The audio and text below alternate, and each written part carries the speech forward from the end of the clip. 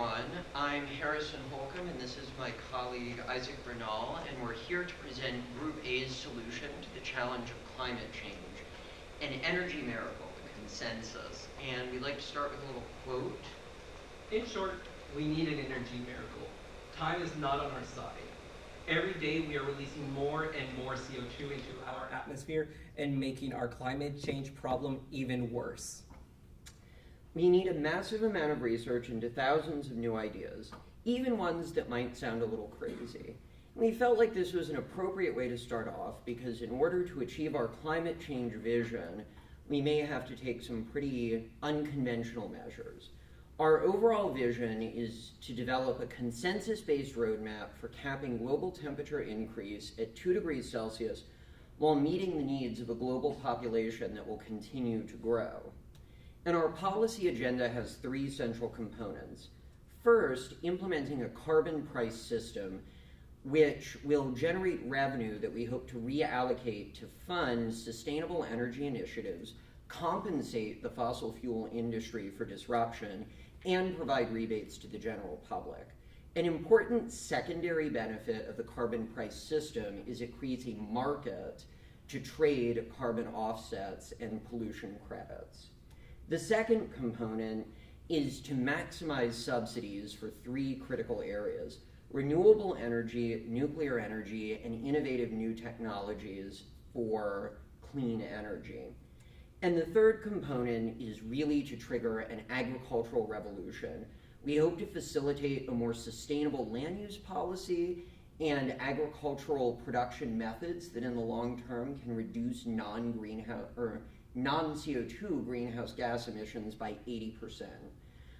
This will contribute to the global general welfare, but it will require significant efforts to change both patterns of consumption and land use. We project several long-term outcomes. First, a significant decrease in the overall cost of energy over the time period. This will really begin as some of the implementation fully ramps up, which is something that Isaac will discuss in greater detail. But as you can see, for the majority of the world's population, energy should become much more affordable over the next about 80 years. The next is to ensure adequate resources for a growing population. One of the challenges of our model are the demands to really reduce particularly methane gas in the agricultural sector. However, from the perspective of sustaining a growing population, this is actually an advantage because one of the main drivers of methane is animal husbandry, raising cattle, raising pork, or raising pigs for pork. And so by shifting that production into less resource intensive and less greenhouse gas generating plant-based agriculture, we can both generate more food and reduce the reduce the impact on climate change of this sort of shift. We also hope to offset many of the major negative externalities associated with climate change beyond the 2-degree barrier, as well, including weather impacts and severe droughts, as well as achieving positive public health and pollution outcomes because we would reduce the production of greenhouse gases. Thank you, Harrison. So one of the next things we want to discuss is how the policy package works. First, we need to go over the lessons that we learned. One of the first things that as a team we were able to come to the conclusion was compromise is necessary for success. As we have seen through historical measures such as past G20 summits, the Kyoto protocols, oftentimes the conclusion was not available because compromise was not able to be made. Thus, we need to create cross-sector teams. It's not adequate that the carbon pricing sector is independent of the sustainable energy, of new energy, of the fossil fuel sectors. Rather, by having cross-sector teams working together, we're able to maintain and hold a compromise where solutions are possible. Next, we also had to remain cognizant of how to help other industries succeed. It's not about meeting our bottom line alone. It is about helping other industries also meet their bottom lines, appease their stakeholders, and work as a cross-sectional team to reach those compromises. Next, we focused on reducing emissions and increasing clean energy. There is a truth that a lot of people don't like to acknowledge, and that is sustainability has a high energy level cost. By increasing,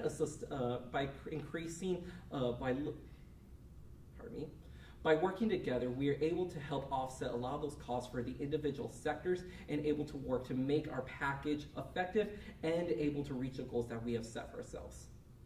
But we, in this program and in this simulation today, we use the stakeholder-based model. So what are the strengths of a stakeholder-based model? They are as follows. We were able to achieve buy-in from all the sectors. If we were working independently, we would not have been able to get the compromise and the cross-sectional communication that allowed us to maintain and come up with a package that where we were able to reach the goal of limiting climate change at 2 degrees Celsius. Furthermore, all sectors using this model were able to make concessions. By actually seeing it in front of us and were able to run the models, we were able to note who had the ability to concede which resources, who was able to increase taxes, who was able to have more subsidies, and who was able to benefit and / have some tolerable losses. This allowed us to have rigorous modeling where we were able to test and prove each step, every step of the way that allowed our program, our project to work. This also allowed us to prioritize levers based on relevancy. Using this modeling system, we were able to know which levers actually didn't have as much of an impact on the overall picture. As such, we were then able to focus on the sectors who were able to make a bigger impact and work on helping them be sustainable and lower the losses that they would make. But this modeling system also offered some unique opportunities that we definitely capitalized off of. Some of them were that by looking at the modeling system, we were able to see that solutions are possible outside of the model itself, such as the cap and trade system, which was not identified in this. By identifying and following through with those external opportunities that exist outside the model, we were able to strengthen our argument, strengthen the package, able to call upon the creativity, the ingenuity, and the collaboration of our team to create a sustainable package, create a sustainable vision, create a sustainable roadmap. Thus, we found room for clarification. We found the areas that we can improve and we could make sustainable. But of course, we also had to all consider our bottom lines. How do we support those stakeholders? First, the fossil fuel industry. Even though they did increase some of their taxes, we reallocated some of the revenue to help them because they were absorbing a large part of the cost. Second, as Harrison went over, we created a revolution in the land agriculture industry. This revolution was able to be made because we were able to think of models and solutions outside of the simulation that was able to prop them up and absorb a lot of the loss that they might have made and actually make it sustainable. Next, we took into consideration governments and how that would affect the model. By having a cross-sectional team collaboration, we were able to address these problems and decide on how this was going to actually help our cause instead of harming it. Thus, we have to come up with a timeline, naturally. Between 2016 and 2019, one of the big things that we need to do is create a staffing system. As our team worked, this will allow us to set up an infrastructure that would make our plan more sustainable in the long run. Next, the fossil fuel industry was able to give the acceleration of coal plant retirement at 10% per year. Implement loss aversion policies will also be put into place. This will make the revolutionization of the agriculture and land use much more sustainable and able to be profitable actually in the end. Next, we will continue with implementing our vision plan. Through the implementation, we'll be able to see how we can continue with this roadmap, make adjustments as needed, and continue to hit our goal to make sure that climate change does not increase more than 2 degrees Celsius by the year that we are marked. Thus, subsidies will also be taken into effect. This will help with the transition for a lot of the industries, as well as for some of the costs that they may absorb. Fossil fuels will also start to take effect, which will allow us to have more revenue, which will be able to sustain the plan. And thus in 2020, carbon pricing will take effect, will increase revenues even further, and will allow us to continue to create and maintain the sustainable climate change plan. As you can see through this timeline, all the fossil fuel industry emissions are going to go down, as well as the renewable industry is going to increase. And with that, we thank you for your time.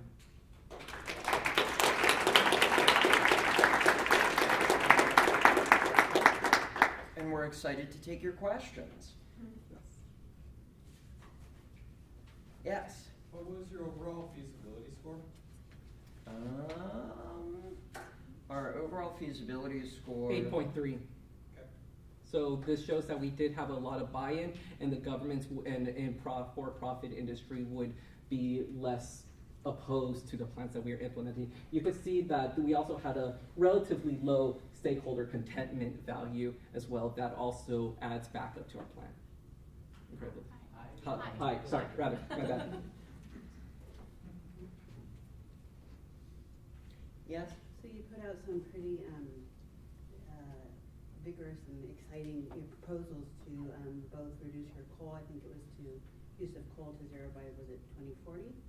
And also you're fostering a revolution in agribusiness. Mm-hmm. So what's your plans for making those come to fruition? What are your ideas about how to do that? So, as I mentioned, as we talk about agribusiness, I think it would be focused on both the production and consumption patterns. On the production side, the creation of a market for carbon creates opportunities for reforestation. That's one of the policies we mentioned, the idea of loss aversion, so the idea that you can, which is something that's currently being used in the EU, so the idea that you essentially pay folks to keep their land not degraded. And by implementing that early in the process, I think you preserve existing levels of forestation, and then you can begin to expand from there. I also think that there could be options to look, to propose model national legislation on potential taxation of consumption, particularly of meat, since it's so resource intensive. There's also been good evidence from other industries of opportunities for scientific innovation in your sort of manufacturing and development processes that reduce particularly non-carbon or non-CO2 greenhouse gases. So I think seeing what of those could be transitioned into largely the industrialized process of meat production are all opportunities on the agribusiness side. I think on the sort of phasing out coal side, we partially try to balance that through reallocating money from the carbon tax or the carbon pricing model into that industry to compensate them for losses. There's also a staggering of the levels of taxation on other fossil fuels, essentially moving folks down the concentration gradient from coal, which is the dirtiest, down into oil and natural gas, which are progressively less dirty. And I think that helps to keep it feasible for the fossil fuel industry to achieve such dramatic progress on coal. And to kind of piggyback off of what Harrison was saying, one of the benefits of having our tax on the CO2 per ton start so early in 2020 was that was going to give us almost immediate revenue, of which we would start being able to allocate back, so even to sustainable practices. This would help encourage the agriculture industry to make the changes that they need to help make our revolution that we are proposing here sustainable and applicable. You had a start date of 2016. Considering that it's already almost March of 2016, does that seem a realistic date for implementation of the policy? I completely believe it does, because one of the lessons that we learned was that cross-sectional team compromise. A lot of the infrastructure has already been created by several other organizations. The EU is already participating in such a cap-and-trade system. California, a couple of states in the US, certain Canadian provinces are participating in a lot of these practices. Thus, that's one of the main things that we wanted to start, and you remember our timeline, was that 2016 we were also going to start the staffing. I believe the infrastructure is there. It goes back to that one lesson that we learned today, which is compromise is needed, collaboration is needed, and cross-sectional communication. Through those three communication techniques, we believe the infrastructure is there. All we have to do is just take advantage of it.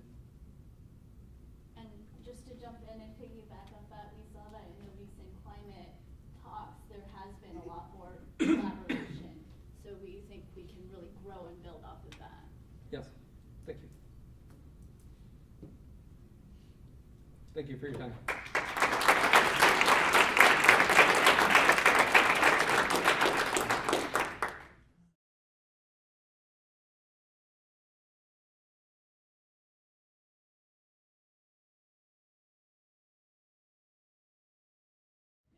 Hello everyone, my name is Kat and today I'm joined by my colleagues Mary and Robert. We are representatives from Engagement Group B and we are going to be discussing the environmental policy put together in today's Climate Summit.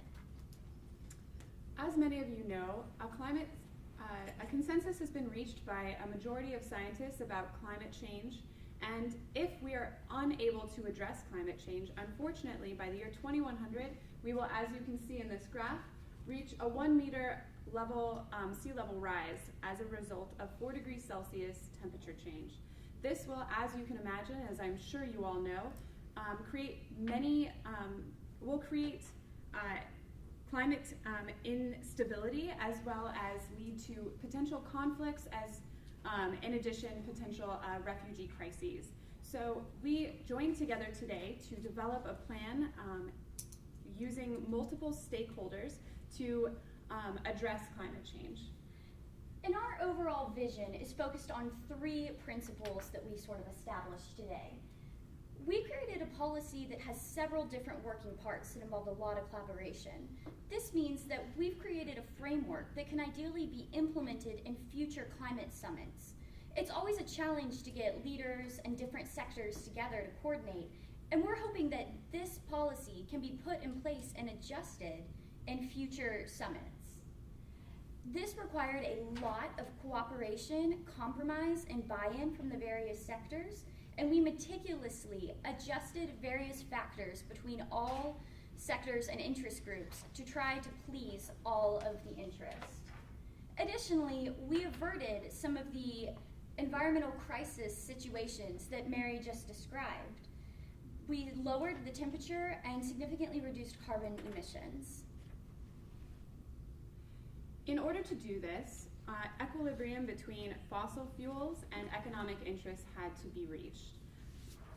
Right now, in the world that we live in, fossil fuels make up a very large majority of our economic growth, and to limit fossil fuels without providing good subsidies and incentives will certainly engender much conflict economically and could potentially lead to economic instability. As such, in order to reinvigorate the economy but also address climate change needs, we developed subsidies for clean energy, including renewable energy, nuclear power, investments in new technology, biomass, and natural gas. We ultimately decided that investing in natural gas was an exceptionally good idea because natural gas has a lower greenhouse gas emission than either of the other 2 types of fossil fuels. Our funding for these subsidies will come from carbon emissions policy and taxation, as well as a fossil fuel tax on both coal and on oil. So one of the main things that we thought about while we were proposing this plan, when we're pulling this plan together, is developing nations and their economic needs. A lot of times they feel like they're kind of being stepped on by developed nations who say, hey, we want you to not keep growing, not keep progressing. And so we try to balance that approach of they are going to keep growing and they do need to get ahead, and that's going to cost some in their carbon footprint is going to grow because of that. So we balanced, especially in agriculture, we realized that population is going to grow, they're going to have a greater need for food. And so we tried not to mitigate their land use, especially in developing countries, but we focused more on improving agricultural practices in order to bring down those methane and nitrate emissions in the agriculture sector, rather than focusing on trying to get people not to use the land, get them to use it in a more sustainable way. This entire process required a lot of trial and error, and throughout this summit today, there were some major lessons we learned. I'd like to go through some key points that upon discovery we made significant adjustments in these areas and improved our total model. The first one is our implementation timeline in terms of the carbon emissions price being levied. Initially, we had thought that we would immediately levy this fee so that paybacks on carbon emissions can be accrued automatically. However, we realized that realistically, we need time for countries' various legislative bodies to go through the legal processes needed to make these tentative commitments into actual legal practices. There also needs to be time for political and cultural acceptance. So we set our timeline to 2025 for the launch of this emissions. So it's a little bit of give and take between, it's a delayed response from getting that financial feedback from carbon emissions, but it also allows for more stability in the approach. Additionally, we realized that realistic timelines need to be set for dividends to be paid back for these various energy sectors. So initially we were thinking that we would like all of these energy sectors to have high dividends paid back. But traditional energy sectors such as oil, gas, are not going to have high rates of return. And so we set shorter distances of time and lower thresholds for them to increase dividends. And then for sustainable energy and new technology, we added a more realistic, long, extended period of time for these technologies to develop and more moderate thresholds for rates of return. Because if we depend too heavily on future technology that hasn't happened yet, that creates too much of a risk for sustainability within the model. Our final lesson learned is that there's a lot of cooperation and compromise needed to make this work. In a real-world situation such as this, there's so many different parties that have interests going on that strongly conflict with each other. And so by taking the time to go sector by sector and figure out what is the most important component to their interests, we were able to create a sort of puzzle of everybody's interests coming together.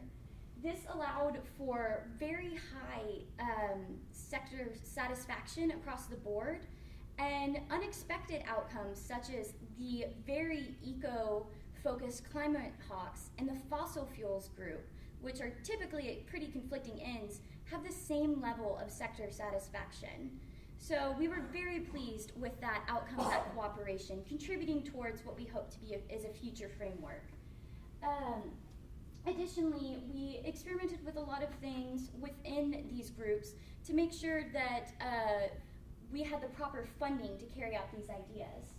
So one group may have taxes, and so the other group can have subsidies, such as lowering emissions. But all groups used cooperation to contribute towards the bigger picture.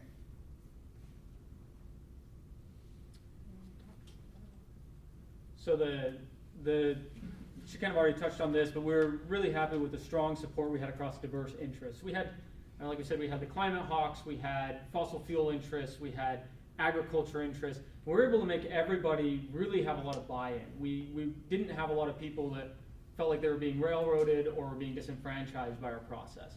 And so we're really proud of being able to do that as far as our model went and as far as our plan goes. We feel that's important for real world application. A lot of times you get really ambitious and you make this great plan, but there's just too much take and not enough give in some sectors, and there's just too much resistance. And so we tried to really be sensitive to those needs of stakeholders, and what are they realistically going to be willing to give up? Are they really going to be able to change their entire practices, or can we be a little more balanced in our approach? And we feel like the deal we came up with was really excellent in balancing everyone's needs and that need for change as well. Finally, as you can see on our last slide, we have gone a long way with our climate policy process to achieve 2.4 degrees temperature change. This will avert many of the crises that we would have seen had we experienced much greater temperature rise. Thank you very much for your attention, and I hope you have a wonderful day. We will now take any questions y'all have. Yeah. Did you say your temperature was 2.4? Was 2.4, and we realized that the goal is 2 degrees, and that we didn't reach that goal. However, we feel like it was a really substantial step in the right direction. There's still some compromises to be made, but we feel like we laid a framework and a groundwork for future collaboration that makes it easier to reach that goal than if we had done nothing. And certainly, if we continue as business as usual, we would see absolutely no change. And unfortunately, in the current climate change policy paradigm, there hasn't been quite enough to address global climate change, and we were able to meet all of our stakeholders' needs and develop a good process of collaboration between them. So we feel confident that this is an excellent step forward. Yes. You mentioned that there was a satisfaction rate that was equal between the climate hawks and fossil fuels. Do you mind expanding on that a little? Sure. Yes, our fossil fuel satisfaction was 6.2, and then climate hawks were 6.9. So they were slightly more satisfied, but interestingly, energy efficiency was also in that range of 6.5. So that's some different interests. You have fossil fuels, which are heavily invested in their revenues and their financial interests. Energy efficiency, which is looking for still some sort of financially based, but going into different energy sectors. And then the climate hawks, which are all about nonprofit, NGO type intervention, very environmentally focused. So to get all three of those groups within 0.7 of each other, I feel like is pretty significant. And then we also had pretty high satisfaction from both agriculture and population and consumption and carbon pricing. Yeah. So I think one of the key components you guys talked about as well was kind of the timing of the plan. You kind of gave a little bit before that. There's some talk as to if we don't act now, like nothing's going to help us in the future, right? Because our current consumption levels won't help it, so it might even be a bigger problem if we wait 10 years down the road. So how do you kind of, I guess, balance, when you think is the perfect time to implement things such as carbon pricing, for instance, which is something that could be implemented pretty soon, but like how do you come up with it's better if it's further back, I guess, if you could expound a little bit more on that. Sure, certainly. And as with all major sweeping policy decisions that involve multiple stakeholders, collaboration is often a difficult thing. However, in order to meet the needs of all stakeholders that were involved within climate talks, we discovered that we reached the greatest degree of buy-in from each stakeholder by beginning our climate policy plan in stages in 2020 and then also in 2025 to basically attempt to meet the 2.4 degree temperature decrease. To add to that, we also went into more detail in terms of the year that we expected paybacks and technology breakthroughs for each energy source. So some of them, such as coal, we're taxing it, we're looking for a payback, a technology breakthrough, some kind of improvement within the next 3 years. But something like new technology, we're only looking for a 40% payback, but we're giving them until 2080 so that we're not relying too heavily on that. So yes, we're waiting 10 years for the emissions fee to be levied, but we're also accommodating for just the realistic payback times for these various sectors as well to contribute to that. Yes. Did you have any considerations outside of what was in the model as to how you could perhaps make some of those stakeholders happier? I know we did that a lot in our model, and that was maybe why they weren't quite on the same level. We said, well, we'll reinvest. Did you give any thought to that? I think we did think a lot about kind of the real world, especially with the developing world, with our GDP, our caps are GDP, how are we going to do that, and then as well as population growth and agriculture. We thought it would be nearly impossible to regulate that just because the cost is so high and the buy-in was really poor because those sectors are really resistant to change. For example, in land use in agriculture, the major land uses are Indonesia and Brazil. Those are growing economies. They're just kind of making it into the big leagues. If you step in and say, hey, you got to stop, they're not okay with that, and the buy-in goes away. And we felt like having that buy-in from them in the real world is better than trying to impose something on them that they're just not going to comply with. It looks good on paper, they're not going to do it. And so we did think a lot about the real world, especially with the developing countries. That's kind of where a lot of our policy. Thinking outside the box, which was the model, like other ways that you could help. Sure, and one additional thing that we definitely also discussed is different technologies that were worthwhile to invest in order to reduce carbon emissions. So things such as like coal scrubbers, in addition, obviously, like preventing methane leakage, investing money in new technology, all of these things will definitely go a long way to addressing climate change. But unfortunately, you know, when you're dealing with multiple stakeholders in a model such as this, addressing every single niche issue is not exactly easy. I think that's our Sorry. time. Thank you for your attention. Thank you.